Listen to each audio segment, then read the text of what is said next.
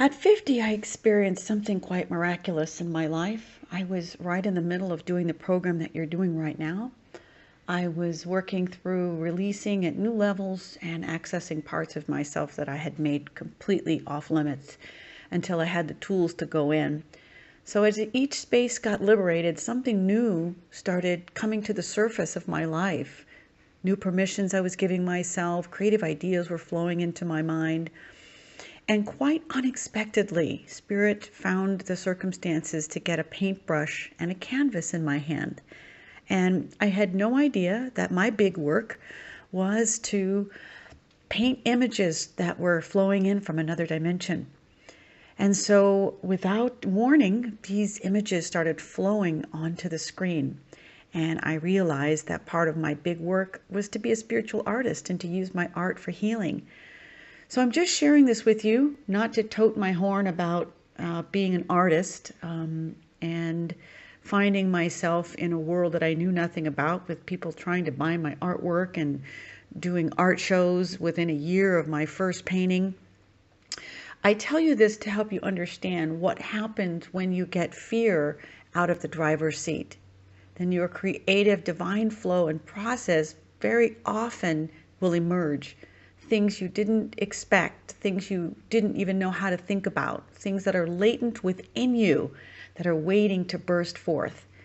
So one of the images that came towards the end of my process of this first phase of healing, other images have come since, but this first phase was really powerful in helping me heal my own wounds. Never ever planned for anybody to see these images. My friend happened to see them on my phone and she screamed, "What is that?" And the next thing I knew, she was insisting that I do an art show at her studio. So this last image that came was in my faith walk and in my deep, deep prayer for the higher power to show me how to walk in faith when I'm scared. I believed in God. As I mentioned, I was faith-ish, but I didn't know how to trust that that power would deliver me where I needed to be.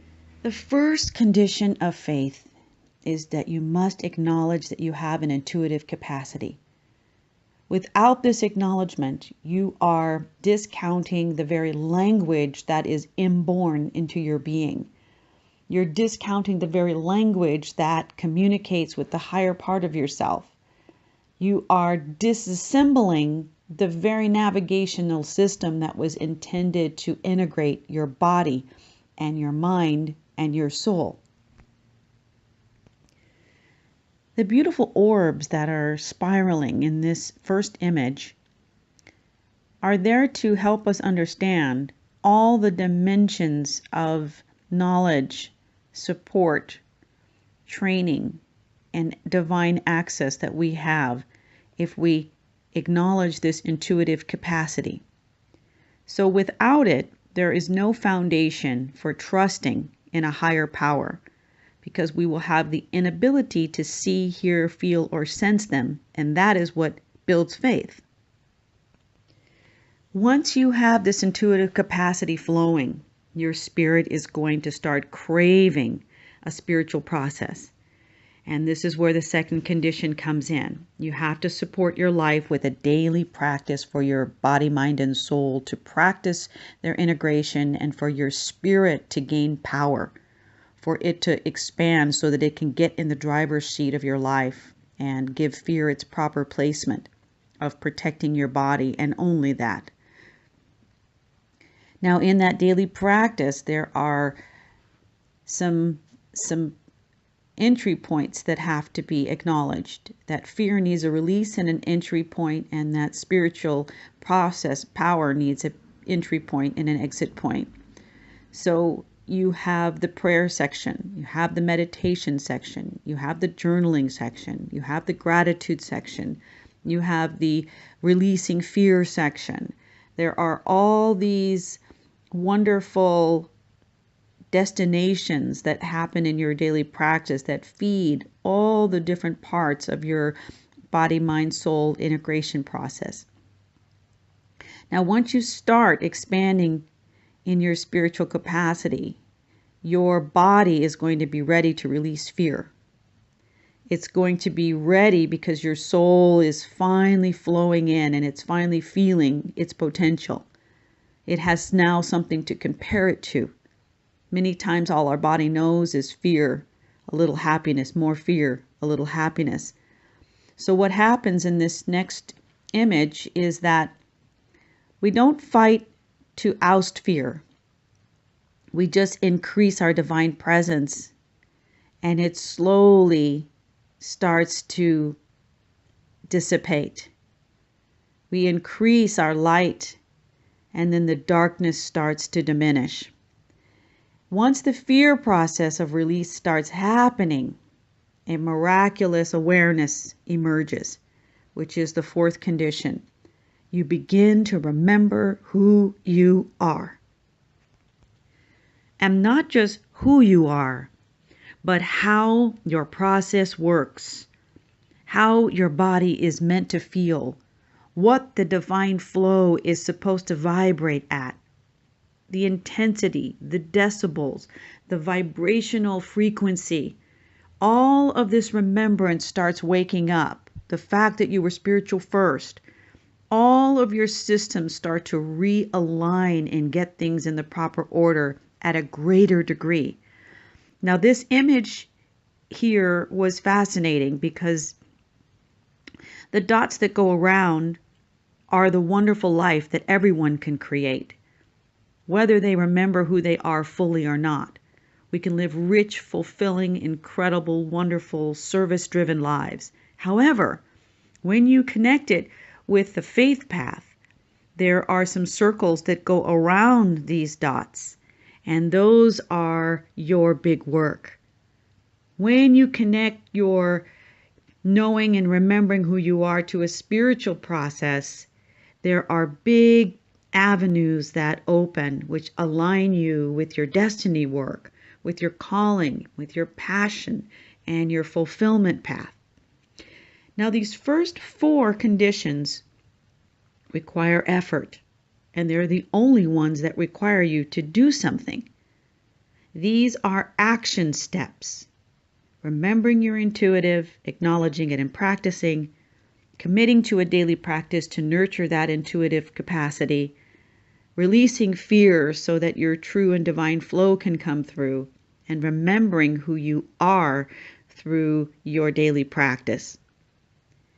Once those four conditions are in place, some activations start to happen.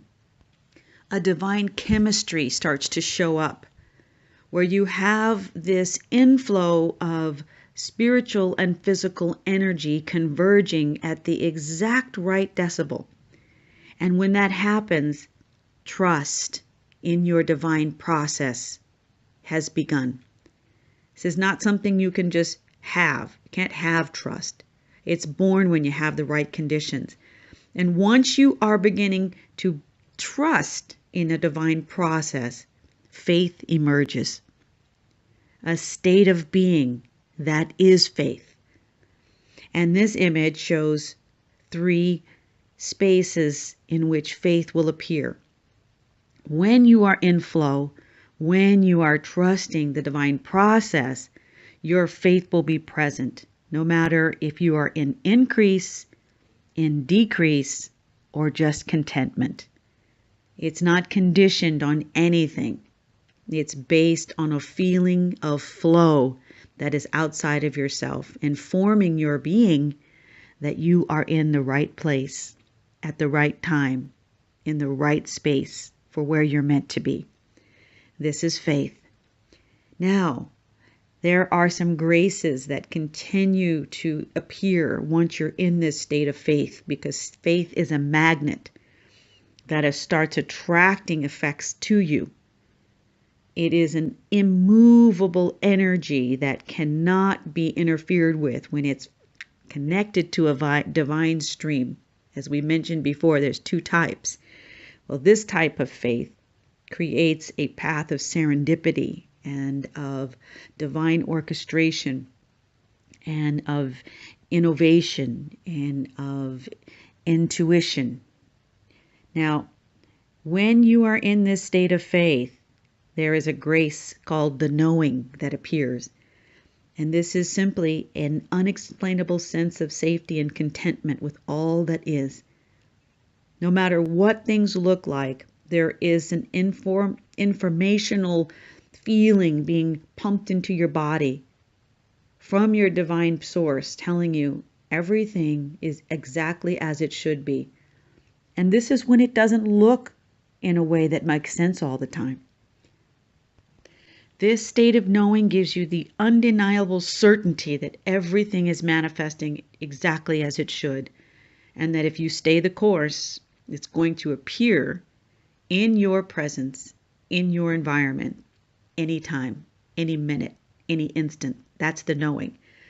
Now, from this knowing, a state of steadfastness appears. Once you have that unwavering certainty, your roots start to go into the ground. And this is where many of us lose our continuity. For me, I could never get to the steadfastness space. I was always trying to get in the goodie bag in the knowing state. I wanted to know ahead. I wanted to be confirmed. This is when I would go to my oracle cards and I would call psychics and I would try to, just get journaling and get all the answers. Well, that's not the knowing. That's your fear just trying to calm itself, hoping that things aren't going to get bad because they feel so good. So with your daily practice, if you're lucky enough to be committed, you will get in the state of steadfastness, which is the 8th condition. And this is when your roots come in. And when these roots come in, the gut floodgates of allowing start to happen. This is when the tree of your life, the branches and the boughs start opening. Your hands start opening to say, I'm open to receiving. This is when the leaves and the flowers and the fruit and all of the systems that support you and all of your ability to give. This is metaphorical. This is where the birds come and the butterflies and all of the ecosystems and all of the serendipity and the unity and the flow, and the soil is feeding the roots and the roots are coming through and the rain is feeding the soil and the sun and the sky. Do you see where I'm going with this? This is when that tree of your life starts to flower and give fruit.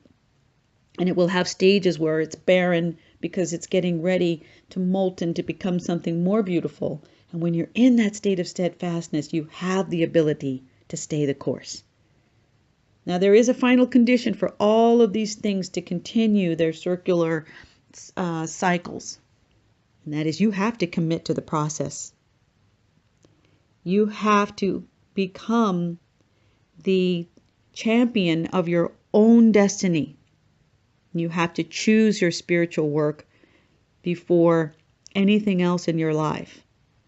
And once you get to this commitment phase, once you have a process for doing this daily, then you are on your way to mastering the cycles and the ebb and the flow of your spiritual growth, and a path to a type of happiness that isn't conditioned on anything in the outer world. And when your commitment becomes the way that you do life, when this becomes your anchor for how you do things, then the portal opens to a presence, the presence of faith that walks with you everywhere you go. This instinctual ability to just feel and sense at such a high level that it takes much and much less effort to manifest things in your life. You'll think about it, and the next thing you know, it'll just show up. You will not be willing to barter any fear if it interferes with your spiritual connection. You'll start learning like a hairpin trigger the minute you feel disconnected to go to your chamber. And when you start opening this portal and you step into a state of presence, you are now in the world of magic.